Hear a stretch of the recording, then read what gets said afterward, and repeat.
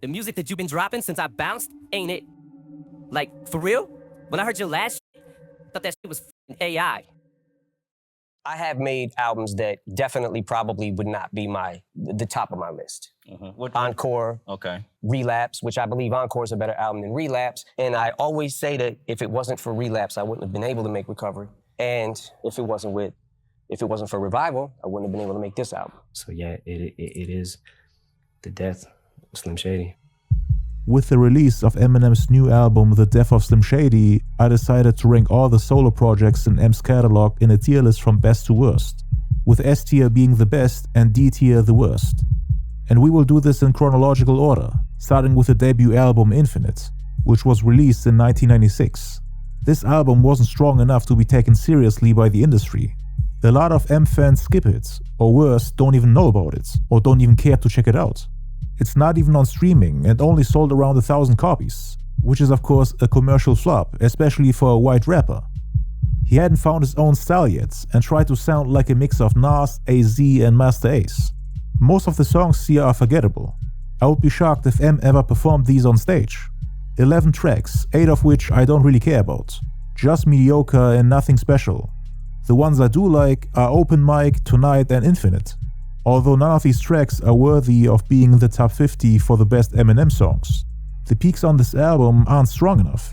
The beats aren't terrible, but they're not good either. I do appreciate the wordplay and punchlines and the display of his raw rapping skills, but the album lacks character and flavor. The casual M fan won't really like this album, as it's lacking all the things his fans love him for. This is the least Eminem-sounding M album in his catalog, due to the fact that he hadn't really found his own sound and style yet. Hardcore M fans might find this album as a breath of fresh air, but this would be at the bottom of my recommendation list for people who are trying to get into his music. For casual M listeners, this one is probably a skip. Me personally, I've been listening to M for over 25 years, and I don't really like going back to this album. That being said, it's not worse than B tier. Not a bad album, but it ain't groundbreaking either. Next we have the Slim Shady LP. Now this one is a classic, released in 1999, following M's recruitment by Dr. Dre. It was the first commercial success on Aftermath Entertainment, selling over 14 million copies worldwide. It's a major improvement compared to his debut album Infinite, featuring beats by Dre, more storytelling, the distinct M sound everybody loves him for, also introducing the world to his alter ego Slim Shady, moving more in the direction of horrorcore while featuring cartoonish depictions of violence and heavy use of profanity, but he's also funnier and more entertaining overall.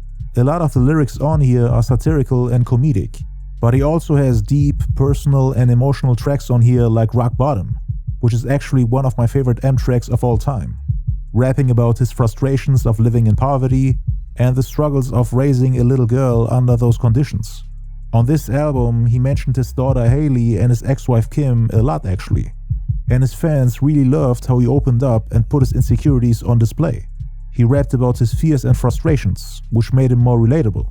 People always say that Pac made it cool to rap about your demons, your personal life, your weaknesses and fears. They say that he was one of the first and most popular rappers doing it, allowing the audience to connect with the artist on a deeper level. And M managed to do it in his own way. You can see that Pac was a big influence for him, although he sounds nothing like him. Nothing was bitten, everything was original and unique.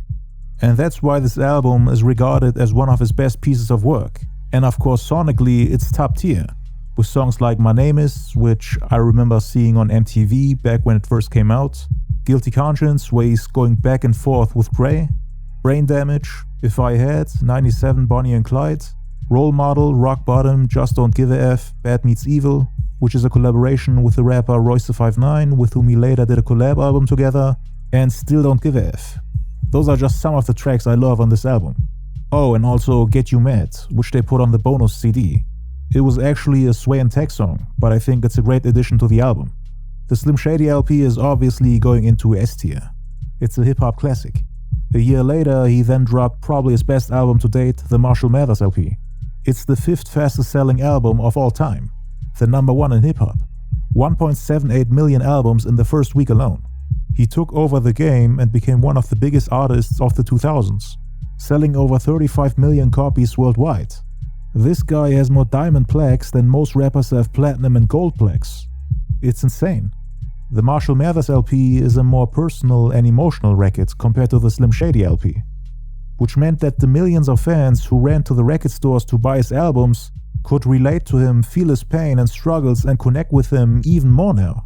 He even has a song on here called Stan, where he tells the story of a fan named Stan who's obsessed with M to the point that he actually kills himself, his girlfriend and his unborn due to M not returning his letters. M had just reached that level of success where people would lose their minds and do everything just to breathe the same air as him. The word Stan not only became a hip-hop term for an extremely obsessed fan, but is also used outside of the culture. Even those who aren't even hip-hop fans started to use it. But yeah, he had those deep and emotional stories, but also those cartoonish and horrorcore-style rap songs that people loved on the previous album. It also contains 3 top 4 Eminem tracks of all time, namely Stan, The Way I Am, and The Real Slim Shady. Those are widely regarded as his strongest tracks. It also has bangers like Kill You, Remember Me, I'm Back, Marshall Mathers, Drug Ballad, Amityville, Bitch Please Part 2 with Dr. Dre, Snoop Dogg, Exhibit and Nate Dogg, Kim. Yes, I like the song. The Kids, Under the Influence, Criminal. Think I named like every goddamn song on the album. But it's peak Eminem, so what do you expect? I remember seeing The Real Slim Shady on MTV when it first came out. Would always get excited when they played his songs. I mean, I was still a kid.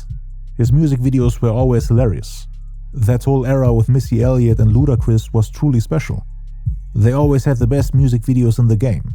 But anyway, Marshall Mathers LP obviously in S tier, right in front of the Slim Shady LP. Better production and better songs. Then we get to the EMINEM Show, which was released 2 years later in 2002. Sold around 1.3 million copies in the first week, and 38 million copies in total. So it's M's most successful album to date. 2002 might have been Eminem's strongest year. I still remember those days. He also released the movie 8 Mile that same year, which came with a great movie soundtrack that got sold almost 20 million times. It also has his best song on it, Lose Yourself, and tons of other bangers I wished he added to the EMINEM Show. It would have probably been his best album if he had done so. Putting his best song ever on a soundtrack was a bold move. I mean, it became M's first Billboard Hot 100 #1 single, and it went like 13 times platinum. Imagine excluding it from the album. I used to get goosebumps every time they played the music video on MTV. That intro with the piano where they show the streets of Detroit still sends shivers down my spine. It's a masterpiece and worked so well with the movie. Had he put the songs Lose Yourself, Love Me, 8 Mile and Rabbit Run on the EMINEM Show, it would have definitely been a top 10 hip-hop album of all time. I mean, it is still one of the best projects ever, but it could have been even better, as he could have cut down the fats, removed the filler and replaced them with more meaningful and sonically pleasing tracks. Cause this was when people started to say things like M is running out of things to say, which is of course pure hate and a cheap attempt to discredit him. This is clearly his 3rd classic in a row. Some people don't want to give him that. They say things like M only has 2 classics. Some even say he only has 1. And those who can't stand him at all say he has none. Which is crazy. All 3 albums are classics. I don't get where all the hate comes from. He has dope tracks on here like White America, Business, which is insanely underrated, Cleaning Up My Closet, one of the hits and my absolute favorites, Square Dance, Soldier, another super underappreciated track, Say Goodbye to Hollywood, Without Me, which is probably a top 5 M song, Sing for the Moment, top 10, Superman was dope too, Haley's song.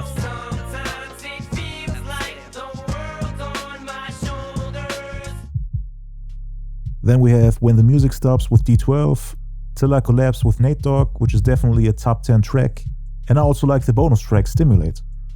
Man, this album would have been his best if he hadn't put some of his best songs on 8 Mile. Still S tier, better than the Slim Shady LP, but slightly inferior to the Marshall Mathers LP. Mainly due to the filler tracks he could have replaced. But I wouldn't be mad at people for putting the EMINEM Show over the Marshall Mathers LP. You can argue that the production on here is better, but it's less personal and deep. What I also didn't like is that M started to give away his best beats, like for example the ones he produced himself. The song My Name, which landed on Exhibit's album Man vs. Machine. Rap Name, which he gave to Obi Trice, Patiently Waiting, which he gave to 50 Cent, and tons of others. It wasn't really much of a problem with this album since M was still in his prime, and could make bangers effortlessly, but it became a problem with his next album, which is Encore, released in 2004. This is where he started to make a whole bunch of terrible decisions that really decreased the quality of his albums. He used to give away his beats to other rappers out of love and respect. And he himself would add nonsense and filler to the album thinking that it'll sell regardless. I need to carry my team and build connections with other artists in the industry. I can't be seen as the white culture vulture that only thinks about himself, using black culture to get himself on top, while leaving all his homies behind, taking more than giving back. People were constantly criticizing him and M didn't want that image. I mean, this was around the time when the co-owner of the Source magazine, Benzino, released Eminem's racist tapes from back when he was a teen. And he was trying to create this narrative of M being a culture vulture like Elvis that uses black music for his financial gain while insulting and disrespecting them behind their backs. I mean, those tapes were from back when he was a kid. And M was trying to convince everybody that he has changed, that he's part of the culture and will do everything he can to make it grow. And that's why he was trying to put on dozens of black artists, while also giving them some of his best beats. I mean, that was the right thing for him to do at the time, to win back some of the respect from his peers. He could have been more selfish and kept the beats for himself, because in the attempt of trying to win back the love and respect from the game, by making beats for Nas, Jay, 50, Game, his own team, he neglected his own career and ended up still losing respect from the game by dropping underwhelming albums. Because Encore really ruined his career and became the go-to album to discredit him and his legacy. See, didn't I tell you he ran out of shit to say? I mean, you can only kill your wife and bury your mother once. So now he's dropping trash music with corny accents because he doesn't know what to do. That's what they started saying. Encore became the face of whack albums. And they also said, see, he can do whatever he wants and he will still go diamond, even if he drops the wackest shit. That's white privilege right there. Further proof that he's not part of the culture. All of a sudden you heard a million of these comments, while 2 years prior he was on top of the world. And then we had the issue with the bootleggers. Due to fears of the album getting leaked again, M decided to release the album in the middle of the week, which means they only counted the first 3 days of the weekly album sales. So he officially only sold 710,000 copies in the first week, meaning in the first 3 days. And in the following week he sold another 871,000 copies, meaning 1,582,000 copies in the first 10 days. Lower numbers than the Marshall Mathers LP and the EMINEM Show in terms of first week sales. The album marked the decline of M's success. Due to parts of the album leaking online, he made some last-minute changes which ruined the project. I mean, he still sold over 17 million copies worldwide, but it definitely put an end to his legendary album run. Cause he was dropping classic after classic 3 times in a row, and now all of a sudden he drops Encore, and people had mixed feelings about it. M and his team tried to market it as another classic in his discography. They didn't really want to accept the fact that it's a huge step backwards in his career and a drop in quality. Everyone was expecting him to come with another game-changing album. He had dropped a group album with D12 7 months prior called D12 World, so he was once again on top. The shitstorm for Encore wasn't really that big when it dropped, cause of course all the stands loved it. But after people had enough time to digest the album and compare it to his previous work, it was universally agreed upon that it's a flop and a misstep. M later explained why the album turned out the way it did by saying that 4 of the songs leaked online and he had to replace them with new ones, which he wrote in 25 to 30 minutes. I'm talking about the terrible 4-song run directly in the middle of the tracklist. Puke, My First Song, Rain Man and Big Weenie. Terrible tracks, goofy and all over the place. The album ended up being more comedic and less serious than the previous ones, although he did have deep songs on it like Mockingbird and like Toy Soldiers, which are still some of his best songs to date. So this album is a mixed bag. It's like serving a nice ribeye steak with vomit on the side, on the same plate. You can now either eat the steak by trying to ignore the vomit, meaning listen to the good songs on the album without focusing too much on the trash, or you can dip the steak in the vomit and let it ruin your entire eating experience, which is what most people chose to do. They discredit the entire album because of those few goofy tracks. But I don't blame him, because why the hell is there vomit on my plate? The excuse is, oh, the vomit wasn't supposed to be on the plate. We just added it in the last second. We replaced the fries you ordered with vomit, because you already know what the fries taste like. Doesn't make any sense. I don't get why you would replace songs just because they got leaked. And then he put them on the deluxe version. So what was even the point? Me personally, I like my steak without vomit on it. But you do you. And sorry for the weird metaphor, but this guy literally has a song on here called Puke, and I'm still traumatized by it. He really thought it was a good idea to record himself puking. And this is another example of M making terrible artistic decisions. Cause the songs he scratched for those garbage tracks, Big Weenie, Rain Man, My First Song and Puke, were leaked on a bootleg album called Straight From The Lab, released a year prior. And they were all superior to the songs he added in the last second. Monkey See, Monkey Do, We As Americans, Love You More, Cannabis, Bully, Come On In, and Haley's Revenge. He was afraid of the sales going downhill if he added those songs to the album. But replacing them with that garbage was a terrible idea. It caused more damage than releasing leaked songs could have ever done. Oh, and we also got confirmation that the song Brand New Dance, which landed on the album The Death of Slim Shady, would have also been on here if the actor Christopher Reeve hadn't died a month prior to the release of Encore. That song was great too. What confuses me the most is that he had a long list of bangers in the vault that he didn't want to add to the album. The song When I'm Gone, for example, which is a top 10 M track recorded in 2003. It could have been on Encore, but he wanted to fill the album with trash, just to be funny. When I'm Gone was instead released a year later on the Greatest Hits album Curtain Call, together with the song Shake That featuring Nate Dogg. Why the hell did he exclude those bangers from Encore, but then put it on the Greatest Hits album? He had songs like No Apologies, which he recorded in 2002 for the EMINEM Show. He could have put it on here as well, but decided to put it on the Re-Up album 2 years later. Again, another timeless classic. And what upsets me even more is that he gave away his best songs while dropping garbage himself. Go back and check what M produced for other rappers around that time. And then imagine what would have happened if he kept those beats for Encore. Let's ignore Patiently Waiting with 50 Cent for a second. He gave Jay-Z the beat for Moment of Clarity, which is one of Jay-Z's best tracks in my opinion. M desperately needed a song like that on Encore, but he just gave it away as if it's nothing. As if Encore has too many bangers already, as if Moment of Clarity is disposable. Go to Sleep with DMX. He put it on the Cradle to the Grave soundtrack instead. And then for the Tupac Resurrection soundtrack, he produced 3 more amazing bangers. Ghost, One Day at a Time, and Runnin'. And then for Lloyd Banks he produced On Fire, which is one of his best tracks. Ghetto Gospel for Tupac. And then for The Game he produced We Ain't. And these are just a few. Why did you supply the entire game with bangers while making a mockery out of yourself with an album that people 20 plus years later still use to downplay your legacy? You have turned yourself into a meme and given your haters exactly what they wanted to discredit you. Instead of having a 4th classic, they started to exclude you from the GOAT conversation. Had Encore been another classic, then I'm pretty sure he would have a lot less haters these days. Cause the album had potential. He was still technically in his prime. Cause remember, this was during his beef with Ja Rule and Benzino. He was dropping classic diss tracks left and right during the whole recording process of Encore. He might have been overwhelmed with everything that was going on around that time. Plus the drugs, of course, and him being a humble guy that tries to not look like a culture vulture. Someone that just takes whatever he can, only caring about himself without giving back to others. But that wasn't what M was about. To this day, the guy is still signed to Dr. Dre. The most successful rapper of all time is still giving a large share of the money he makes to Dr. Dre.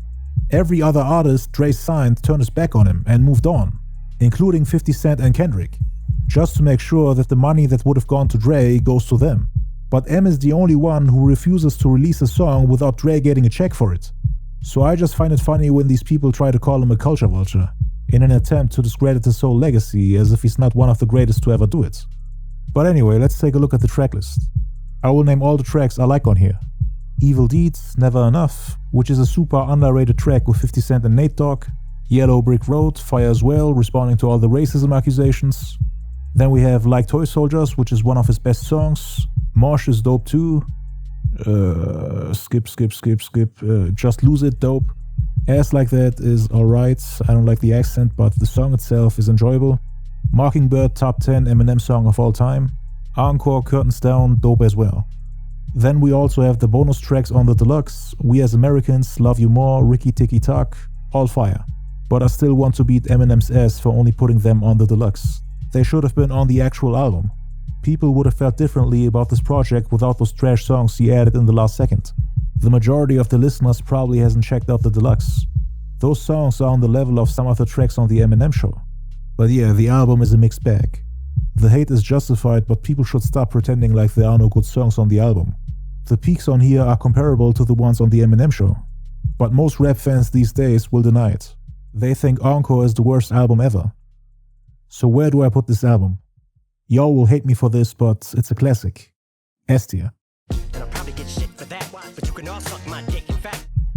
Now but seriously, the peaks on here, Mockingbird, Like Toy Soldiers, Never Enough, etc. are all S tier.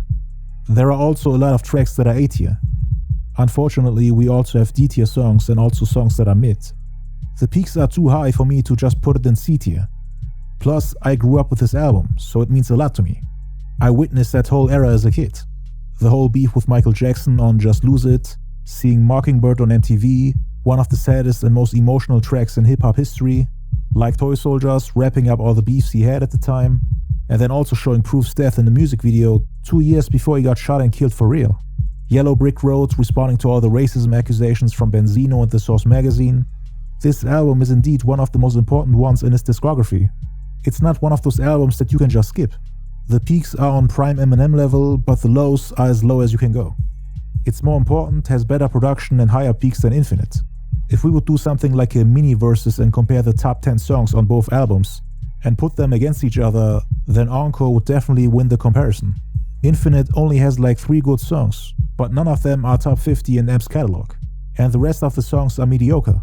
Encore gave us top 10 and top 20 tracks at least, and I'm the type to focus more on the positives of an album than the negatives, since to me it's all about adding songs to playlists and replaying my favorite songs in shuffle mode without having to force myself through an entire album. And Encore gives me more for my playlists. Infinite is completely skippable and has no relevance in M's discography, to the point that some people don't even view it as his debut album. They named the Slim Shady LP as his first one. So yeah, Encore's peaks are stronger than the entire Infinite album. It could have been so much better if he hadn't made those terrible last-minute additions, which really pisses me off since the peaks are stronger than anything he dropped afterwards. People think this is his worst album, but I disagree. It had much more character than most of the albums he dropped afterwards. Like Relapse, for example, released in 2009. I hated this one when it came out, just like everyone else I knew. This was the revival album of the 2000s, minus the internet backlash and the millions of videos online trashing him. A hated-on comeback album after a long hiatus. A lot of M fans today love it, but back then most people were trashing it. Nothing on here came close to the peaks of Encore. The best song on the album was a track from 2005, which he managed to complete by adding a third verse after getting clean 2 years later in 2007. I'm talking about the song Beautiful. It's my favorite one on the album, and it barely scratches Eminem's top 50. I actually hate most of the tracks on here, mainly because of the weird accents he's using. He actually re-released the album as Relapse Refill, with 27 songs in total. We have like 20 songs on here that are the definition of mid. I still hate them after all these years. The lows on this album might not be as bad as on Encore, but there are so many tracks on here that either put me to sleep or get zero reaction out of me. So it's like 4 trash songs on Encore versus 20 mediocre songs on Relapse. What is worse to you? The only songs I care about on this album are Bagpipes from Baghdad, We Made You, Beautiful, Crack a Bottle, and Forever. That's 5 songs out of 27.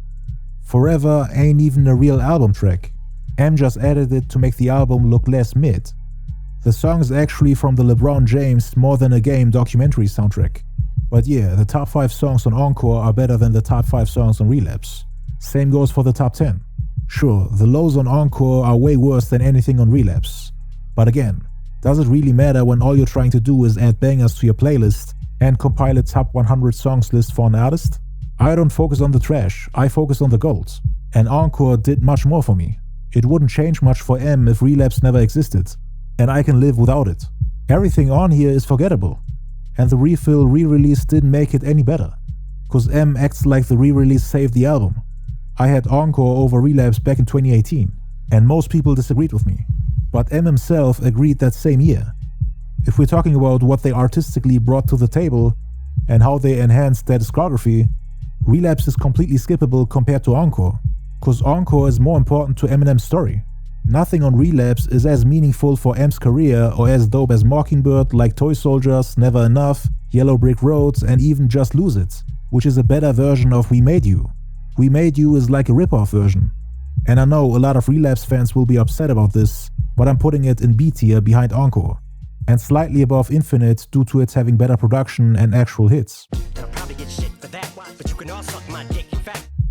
Next we have Recovery, released a year later in 2010. This is the I know my last album was mid, but this one is better album. I mean, that's literally what he said on the single Not Afraid. In fact, let's be honest, at last Relapse CD was aired, perhaps I ran them accents into the ground. And indeed, this album does have stronger peaks than Relapse, and obviously less filler. I was still in my Eminem hate phase when this came out. Hated all the pop tracks on here, but I grew to appreciate them. The songs I like on here are Cold Wind Blows, On Fire, Not Afraid, No Love, Spacebound, and Love the Way You Lie with Rihanna. These are all stronger than what he did on Relapse. And the tracks are actually some of his biggest hits on YouTube. The rest is between mediocre and alright in my opinion. So it's not much of an upgrade. Don't care enough to go back to them.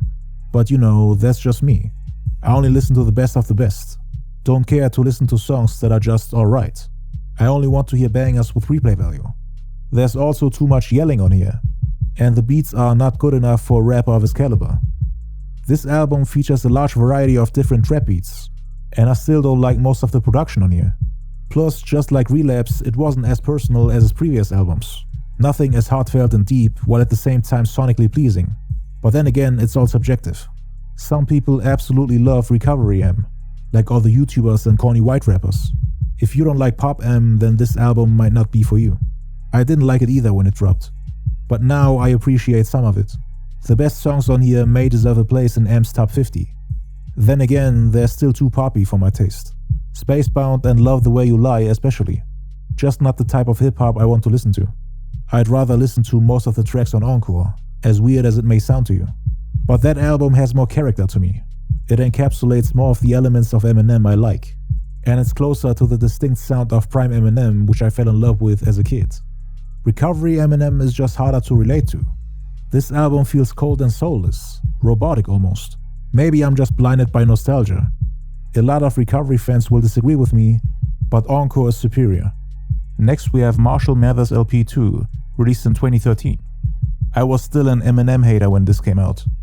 09 till 2016 I was trashing everything this guy would drop, missing the old M, thinking that none of the music he was releasing at that time came close to his classics. But let's talk about the album.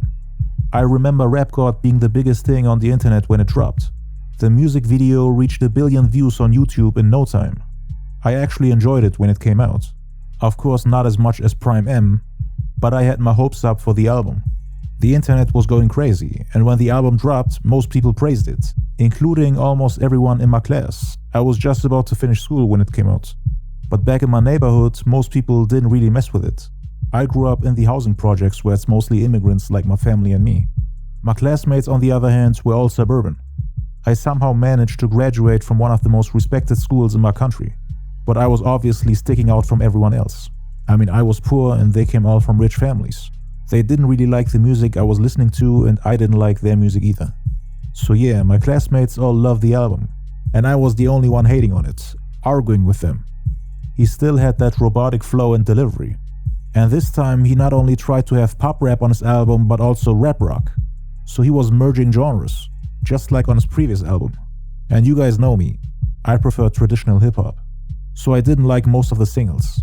Survival, Berserk, The Monster, Headlights, but they did grow on me over time.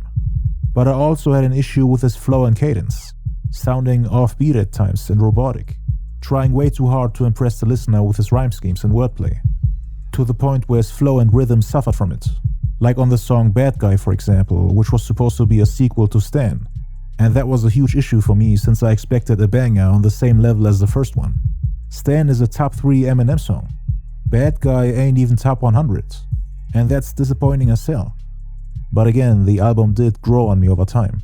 So now I can enjoy songs like Legacy, Berserk, Rap God, The Monster, Headlights. Love Game with Kendrick, I mean, it's alright, but you would expect more from these two. They have like zero chemistry. And the rest of the songs are alright. Definitely more enjoyable than the average song on Recovery and Relapse. The album is nowhere near Prime M, but it's still solid. Maybe I'll change my opinion on it in the future, like with almost everything else I reviewed on this channel, but for now I have this one in A tier. Most tracks on here are just stronger and more enjoyable than the ones on Relapse and Recovery. And we didn't get those awful tracks like on Encore either. Next album is Revival, released in 2017. I was ready to hate on it when it came out, mainly because I was tired of all the M stans on the internet treating every M album like it's on the level of Illmatic.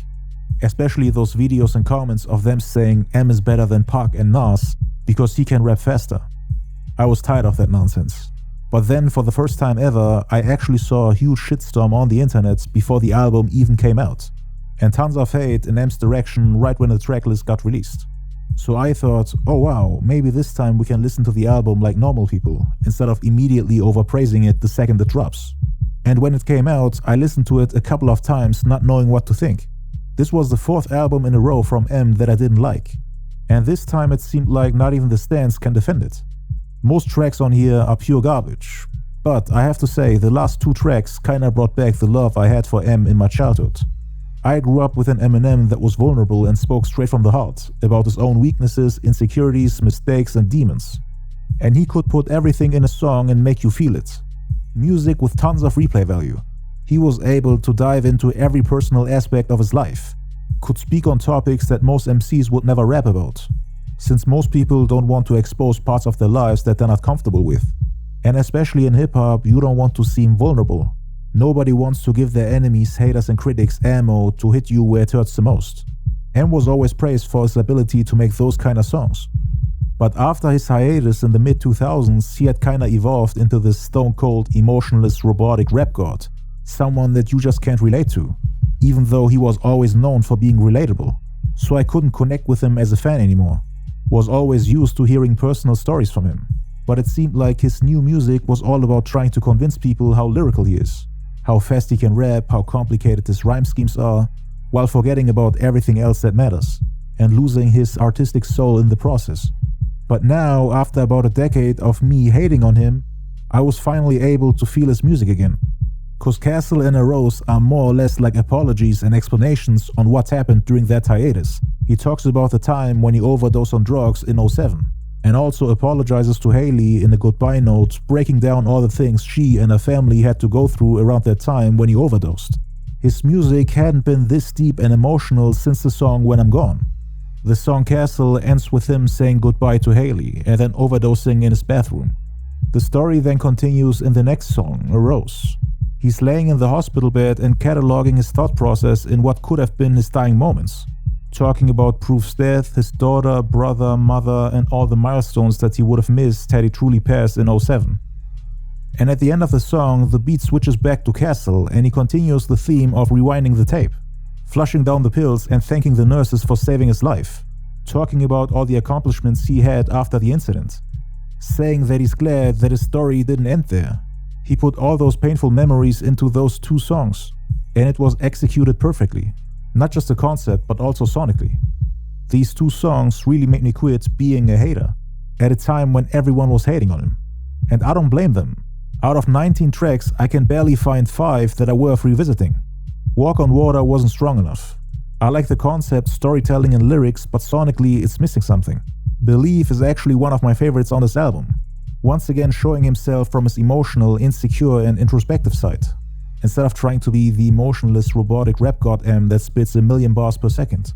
He's rapping about not knowing where he should go artistically, not knowing how much more he can give his fans, thinking that he already gave them everything. He's doubting himself, not knowing if he still got it. And he's unsure how far he can go before people start saying that he fell off. He still used that robotic flow on here, but it somehow worked. Chloroseptic was dope, but the remix which he dropped after receiving all the backlash puts the song to shame. Because you can hear the anger and passion in the remix, while this one features his weird robotic flow. And he's not saying anything important here, just flexing his wordplay. The remix is a response to all the backlash, and it works. Untouchable was alright. I like the second part more than the first. Then we get a whole bunch of trash. Framed was dope, and I know most people find the hook annoying, but it didn't bother me. And then we get more trash songs until we reach In Your Head, which I personally enjoyed a lot, addressing all his regrets throughout his career on a great sample. So yeah, not everything on this album is trash, like most people say. But then again, none of these songs are top 100 material in M's catalog.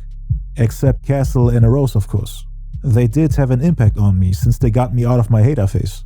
That being said, the album as a whole doesn't deserve to be higher than C tier. Kamikaze was a crazy album. He dropped it out of nowhere when the entire game was busy criticizing him for Revival, saying that he should just retire and that he should never be mentioned in the same sentence as some of the other goats of this culture. Revival also made people become more critical of his older albums, especially the younger generation. It really damaged his career and status in the game. The backlash was just mind-blowing. Kamikaze came out in summer 2018 and caught us all by surprise, cause it only took him 8 months to come back from that misstep. He needed 4 years for Revival and only 8 months for this one.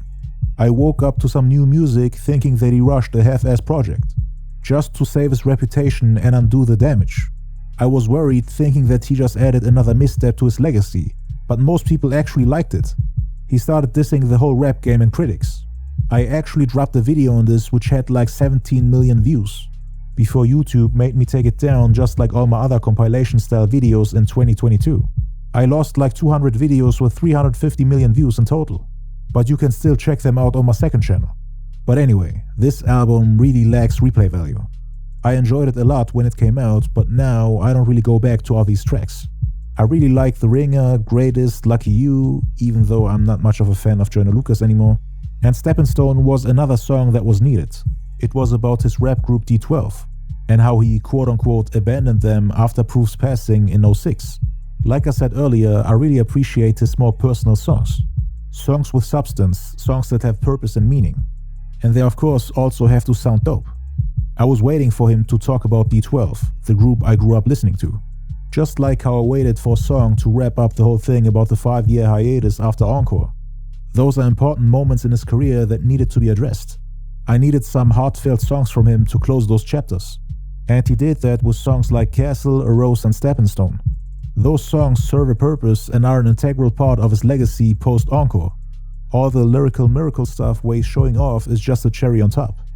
I also think that this album is lacking hits. You could say Venom is the biggest hit on here, but a lot of people hate on it due to the hook. I personally enjoyed it. Fall and Not Alike were great too.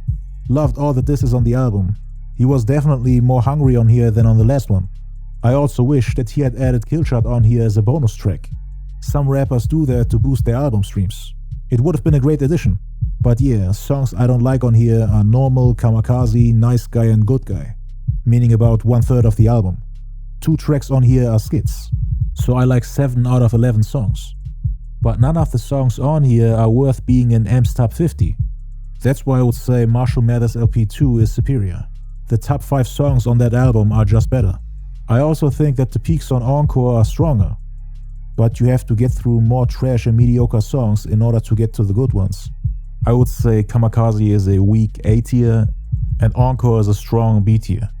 Next we have Music to be Murdered by Side A and B, released in 2020. I will treat both releases as 2 parts of the same album as it was intended, which means we got 30 songs and 6 skits on here, 36 tracks in total. There are 2 ways to rate an album that's this long. You can either judge it as a whole from front to back, which means that you would punish artists for making albums longer than 15 to 20 tracks, as it's impossible to stay consistent for 36 tracks straight, or you can judge it based on the high quality songs the album provides for your playlists, so that you can rate it based off how much the album does for you long term, without being hung up on tracks that are not meant for you, and are not your cup of tea. Because artists who make albums this long obviously try to add a wide variety of sounds and styles, due to them not wanting to bore the listener with one-dimensional albums while having a mixed audience with different expectations. What's the point of being hung up on tracks that weren't meant for you, when there are a whole bunch of other songs that are more to your taste? With 36 tracks, you can create your own Music to be Murdered by playlist, with only songs that you enjoy, and it will still have the length of a full album. M tried to make songs for different types of audiences, while experimenting with different song concepts. It feels more like a compilation of songs than an actual album.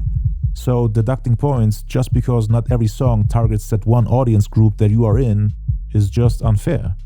That's why I always tend to use the second approach when rating and ranking longer albums. I mainly focus on songs that I actually like. How many of them make my playlists? And how much does the album for me personally? As someone who enjoys quote-unquote rappity rap / pure hip-hop over pop rap and hybrid rap, I did get tons of songs on here that I added to my playlist, like Premonition for example, which might be my favorite track on the album.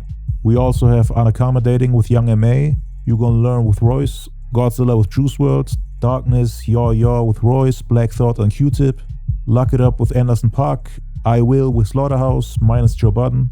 Then on the B-side, Black Magic, Alfred's Theme, y'all can hate me for this, but the song is heat. Book of Rhymes, Favorite Bitch, Guns Blazing with Dr. Dre, Gnat and Zeus. 15 tracks, my own version of Music to be Murdered by. I do admit though, I haven't been going back to these tracks in a while. The album does lack replay value compared to his old music. Nothing on here is on the level of Prime M. No song deserves to be in his top 50.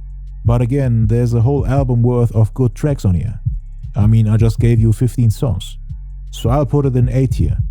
Now the question is it better than MMLP 2? The peaks on that album were far stronger than on this album. But Music to be Murdered by gave me more songs that I enjoy. So it's quality versus quantity. I can't say that Music to be Murdered by is more important for M's discography than MMLP 2. Erasing the sequel to the Marshall Mathers LP would do more damage to M's career than erasing this one. But it's definitely superior to Kamikaze. So I'm putting this in A tier behind MMLP 2. Man, cut the video. Look at this shit. The video's not even over and I'm disagreeing with the list already. Let's add another tier so we can improve the ranking. Revival can move down to D tier. Recovery, Relapse and Infinite can go down to C. Mid! I can't put all these albums above Encore, man. My heart and soul is telling me that I'm making a big mistake. There is no Eminem song released after his hiatus that is better than Mockingbird, like Toy Soldiers, Never Enough, Just Lose It, Yellow Brick Road, and of course When I'm Gone, which was supposed to be on the album. Then we also have songs like We As Americans and Love You More, and they all have way more soul in them than anything he dropped afterwards. Back then it seemed like every album had a deeper meaning and concept behind it. You gave them the EMINEM Show and now you're doing a final performance before going off stage. Or in Eminem's case, killing the character Slim Shady and taking the audience with him. And I always felt like part of Eminem died with that album. There is a reason why people even started this whole new Eminem versus old Eminem conversation. His old shit just had so much depth, soul and character. And Encore was supposed to be the grand finale. He wanted to end his career with that album and spend some time with his daughters, while also trying to get his drug addiction under control. And he put all that into one album. If I had to cut Eminem's career down to 4 albums, it would be impossible for me to cut out the Encore era. If Eminem's career was a web browser, then Encore would be one of its core features. All the albums that came afterwards would be optional browser extensions. I mean, think about it. Are Relapse, Recovery, Revival, Music to be Murdered by, Kamikaze essential and irreplaceable albums in his catalog? Encore meant something in his discography. That was the end of Prime Eminem, and the peaks of that album were on the level of all the classics he had. There was so much going on back then, and he put everything in his music. None of his new shit was able to touch my soul the way Mockingbird did. Seeing that on MTV, all the clips with him and Haley on his quote-unquote final album, hearing the pain in his voice, seeing the sadness and fear in his eyes in all those clips with his daughter, it was so powerful, and you felt every word. I mean, the song itself is already soul-crushing, but the video just took it to another level. And even the comedic songs like Just Lose It and Ass Like That, Is it gay to play putt golf with a friend? even that one has way more soul and character to it.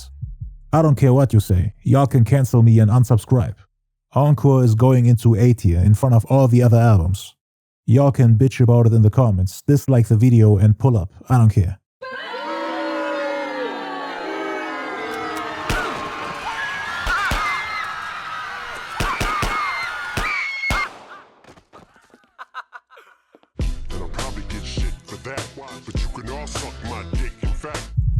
The remaining albums can go down to B tier.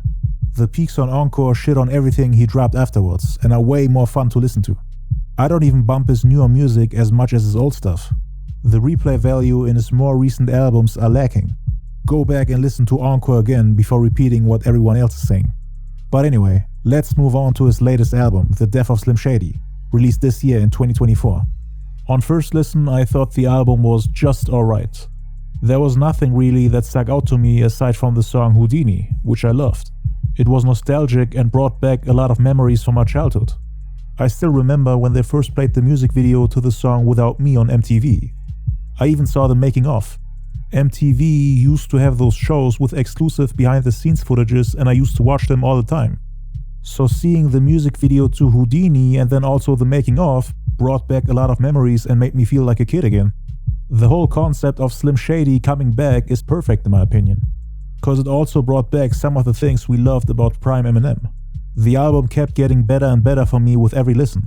Haven't had this feeling ever since he dropped Encore. Encore was like the last Eminem album I had on repeat. This album is like a continuation of the story of the Eminem I grew up with, while all the other albums since Encore feel like side quests. Relapse, Recovery, MMLP 2, Revival, Kamikaze, Music to be Murdered By. Those albums lack the elements that made Prime Eminem so great.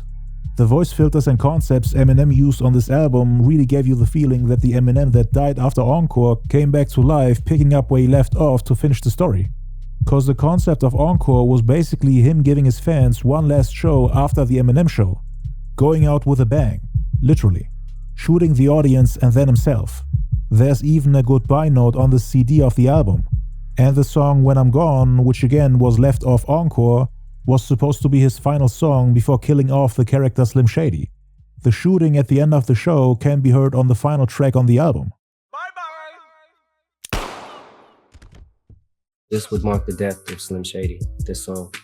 It's basically saying, like, I'm putting this persona to bed and this is why I'm doing it. So M killed the character Slim Shady with Encore and When I'm Gone. And now 20 years later he comes back from the dead with M deciding to make an entire concept album about him once again trying to kill Slim Shady. He always comes back no matter how many times M tries to kill him. But it's essentially the next chapter to the story of Slim Shady, after walking away from that character to find himself, dropping numerous projects that have nothing to do with the vision, concept, style and theme of the albums that made him great and told his story. Meaning everything from the Slim Shady LP up until Encore. Cause that's exactly how I felt when M came out with Relapse. I was like, what the hell happened to the M I used to love? Encore still had it, but Relapse didn't, and he kept evolving into something else with every album. Just like he said on the song Guilty Conscience 2, Slim Shady is what made Eminem great. Without the soul of Slim Shady, he just felt incomplete, as if something is off. And this album brought back some of those elements. Not just the cartoonish horrorcore Slim Shady style, but also those sad, emotional and personal tracks like Temporary and Somebody Save Me, with actual clips of him and his daughters talking when they were little.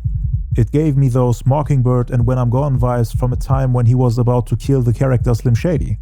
He rapped about things that happened during his addiction phase, during his first hiatus in the mid-2000s. And he also talked about the future after he passes away, once again dedicated to his daughters. There is no song on here that I hate. It's a great listen from front to back. And that's how you're supposed to rank and rate this project since it's a concept album. There might be 2 songs on here that I would consider putting in a top 50 for M, namely Houdini and Guilty Conscience 2. So that's already an improvement over the past 3 albums. Hearing Shady with the voice from the early 2000s was refreshing and brought back memories. He started off with those crazy flows on Renaissance and it blew me away completely. I was shocked when I heard Shady's voice again.